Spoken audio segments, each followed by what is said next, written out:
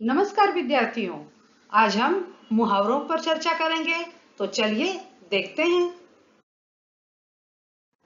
भावों एवं विचारों की अभिव्यक्ति को अधिक सशक्त, प्रभावपूर्ण, आकर्षक एवं साहित्यिक बनाने के लिए भाषा के प्रयोग में मुहावरे एवं लोकोक्तियों का महत्वपूर्ण स्थान है। इनके प्रयोग से कम शब्दों में अधिक से अधिक भावों को गहराई के साथ व्यक्त किया जा सकता है। साथ ही भाषा भी सरस और सहज बन जाती है। बच्चों, मुहावरों की सबसे बड़ी खूबी है कि इसका हम अपनी सामान्य बोलचाल की भाषा में भी प्रयोग करते हैं तो हमारी भाषा बहुत ही सहज, सरल और बड़ी रोचक बन जाती है। सुनने वाले को बहुत ही आनंद आता है और कहने वाले को भी आता है। तो अब इस मुहावरे क्या हैं, अब देखिए। ऐसे वाक्यांश जो अपने सामान्य अर्थ के स्थान पर विशेष अर्थ प्रकट करते हैं मुहावरा कहलाते हैं। जैसे नाको चने चबाना। अब इसका देखिए, सामान्य अर्थ के स्थान पर ये विशेष अर्थ प्रकट कर रहे हैं। नाको चने चबाना का अर्थ नाक से चने चबाना नहीं, बल्कि अधिक परेशान करना। आपने अक्सर देखा होगा कि माँ कहती हैं कि अरे ये तो मेरी नाक में दम कर देता है। तो क्या करता है, मतलब वो बच्चा माँ को बहुत ही तंग करता है, परेशान करता है। प्रयोग हमने दुश्मन को नाको चने चबवा दिए। तो इसका वाक्य में प्रयोग कैसा हुआ है कि हमने दुश्मन को नाको चने चबवा दिए, मतलब क्या कि हमने उसको भी खूब परेशान कर दिया। जब मुहावरे वाक्य में प्रयोग किए जाते हैं तो उनकी क्रिया, लिंग, वचन, कारक आदि के अनुसार बदल जाती है। जैसे एक उदाहरण देखिए, नितिन फूलकर कुप्पा हो गया, पुल्लिंग है। या रमा फूलकर कुप्पा हो गई, ये स्त्रीलिंग है। चलो ये बच्चों, अब हम कुछ मुहावरे देखेंगे, उनके अर्थ और उनके वाक्य में प्रयोग किस प्रकार किए जाते हैं। ये कुछ उदाहरण मैं आपके सामने प्रस्तुत करूंगी तो आपको अच्छे से समझ में आ जाएगा। पहला है जैसे अंधे की लाठी, मतलब एकमात्र सहारा। प्रभजोत अपने वृद्ध माता पिता के लिए अंधे की लाठी है। ये उसका वाक्य प्रयोग हुआ बच्चों।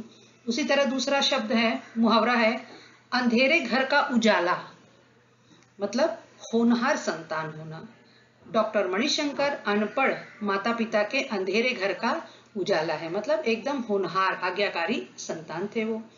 अंधों में काना राजा, ये आपने मुहावरा अक्सर बहुतों के मुंह से सुना होगा। मूर्खों के बीच थोड़ा पढ़ा लिखा व्यक्ति। 8वीं पास लालचंद गांव वालों के लिए अंधों में काना राजा है। अगर मगर करना, टाल मटोल करना। इसका वाक्य प्रयोग देखिए, मैंने राजदीप से उधार के रुपए वापस मांगे तो वह अगर मगर करने लगा, मतलब देना नहीं चाहता था इसलिए टाल मटोल करने लगा। अपने पैरों पर खड़ा होना, आत्मनिर्भर होना। परिश्रम करके अपने पैरों पर खड़े होने वाले सम्मान पूर्वक जीते हैं। आंखें चुराना, मतलब बच कर निकलना। डांट न पड़े इसलिए हिमांशु अध्यापिका से आंखें चुरा रहा है। आंच न आने देना, जरा जरा सा कष्ट न होने देना। कि आंच जरा भी नहीं आने दूंगा, ये आपने सामान्य बोलचाल की भाषा में भी सुना होगा कि मैं तुम्हें आंच नहीं आने दूंगा, मतलब जरा भी कोई भी कष्ट नहीं होने दूंगा। बदमाशों की चिंता मत करो, तुम चले जाओ, मैं किसी पर आंच न आने दूंगा। आटे में नमक, मतलब बहुत कम। जैसे आटे में थोड़ा सा नमक डाल दिया जाए तो ना के बराबर हो, उसी तरह बहुत कम। उसने गीता की प्रशंसा तो की पर आटे में नमक के समान, मतलब प्रशंसा की लेकिन बहुत ही कम। इधर उधर की हाँकना, मतलब गप्पे लगाना। तान्या दिन भर पड़ोसियों के साथ इधर उधर की हाँकती रहती है। कुछ लोगों को आदत होती है ना गप्पे लगाने की। उंगली उठाना, आरोप लगाना। राम किशोर जैसे ईमानदार व्यक्ति पर उंगली उठाने से पहले जरा सोच लो। सुंदर वाक्य प्रयोग है। उसके बाद है उल्टी गंगा बहना, उल्टा काम करना। जब कोई आदमी कोई उल्टा काम करना चाहता तो कहते हैं ना कि भाई ये तो उल्टी गंगा बहा रहा है। गोविंद कार्य बिगाड़ देगा, वह हमेशा उल्टी गंगा बहाता है। इस तरह का वाक्य प्रयोग किया गया है। कंठ का हार, कंठ का हार का अर्थ है बहुत प्रिय। जो बहुत प्रिय होते हैं उनके लिए ये मुहावरा उपयोग किया जाता है कि वो तो गले का हार है, मतलब कंठ का हार है। पल्लवी माता पिता के कंठ का हार है। कमर कसना का अर्थ है तैयार होना। सैनिक कमर कसकर मोर्चे की ओर बढ़ रहे हैं। कलेजा फटना, बहुत दुख पहुंचना। कार दुर्घटना में पूरे परिवार के मारे जाने का समाचार सुनकर मोहल्ले वालों का कलेजा फट गया। इसके आगे का मुहावरा देखते हैं बच्चों। काठ का उल्लू मतलब एकदम मूर्ख। ऐसे व्यक्ति के लिए कहते हैं अरे वो तो निपट काठ का उल्लू है, मतलब एकदम मूर्ख है। प्रकाश काठ का उल्लू है, उससे बहस मत करो, मतलब ऐसे व्यक्ति से बोल के बहस करके कोई फायदा नहीं है, इसलिए उस व्यक्ति के लिए क्या मुहावरा प्रयोग किया जाता है, काठ का उल्लू। कान खाना, बहुत शोर करना। नए पड़ोसी के 5 बच्चे दिन भर कान खाते रहते हैं, मतलब दिन भर इतना शोर गुल करते हैं कि कान खा जाते हैं। कान पकड़ना मतलब गलती मांगना। इसका वाक्य प्रयोग देखिए। जसलीन ने कान पकड़कर माफी मांगी। कानों कान खबर न होना, किसी को पता न चलना। देश की सुरक्षा से जुड़ी इस बात की किसी को कानों कान खबर नहीं होनी चाहिए।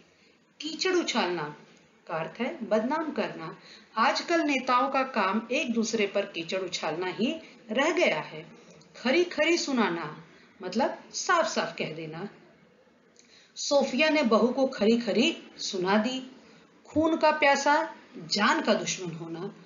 मकान के चक्कर में दोनों बहनें एक दूसरे के खून की प्यासी बन गई हैं। ख्याली पुलाव पकाना, कोरी कल्पनाएं करना। नामवर दिन भर ख्याली पुलाव पकाता रहता है। गीदड़ धमकी, बेकार की धमकी देना। सुकेश धनंजय को गीदड़ धमकी से नहीं डरता। गोलमाल करना, बेईमानी करना। श्रीनिवास कंपनी का लाखों रुपया गोलमाल करके भाग गया। घाव पर नमक छिड़कना, ये मुहावरा भी बड़ा प्रचलित है, आप सब सुने होंगे कई बार। दुखी को और दुख पहुंचाना।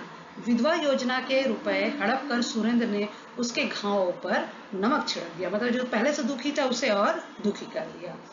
चपत हो जाना मतलब गायब हो जाना। बड़े भाई को धोखा देकर असीम चपत हो गया। चादर से बाहर पैर पसारना, आमदनी से अधिक खर्च करना। चादर से बाहर पैर पसारने के कारण आज राजगोपाल पैसे पैसे के लिए तरस रहा है। चूड़ियां पहनना मतलब अक्सर कहते हैं अरे उसको चूड़ियां पहना दो, मतलब कायर होना। यदि अपराधियों को नहीं पकड़ सकते तो चूड़ियां पहन लो, सुधा ने इंस्पेक्टर से कहा। तो देखा बच्चों, ये मुहावरे, उनके अर्थ और ये वाक्य प्रयोग परीक्षा में हर साल आपको इस तरह से मुहावरे पूछे जाते हैं, उसका अर्थ लिखने के लिए कहा जाता है और उसका वाक्य में प्रयोग भी कहा जाता है। तो ये कुछ उदाहरण मैंने आपके सामने रखे हैं, आप भी इसी तरह से और भी मुहावरों का उसका अर्थ जानिए और उसके वाक्य प्रयोग कीजिए। बच्चों, आज आपको ये मुहावरों वाला वीडियो बहुत ही पसंद आया होगा। आप इसको ज्यादा से ज्यादा लाइक करें, सब्सक्राइब करें। धन्यवाद। घर पर रहें, सुरक्षित रहें।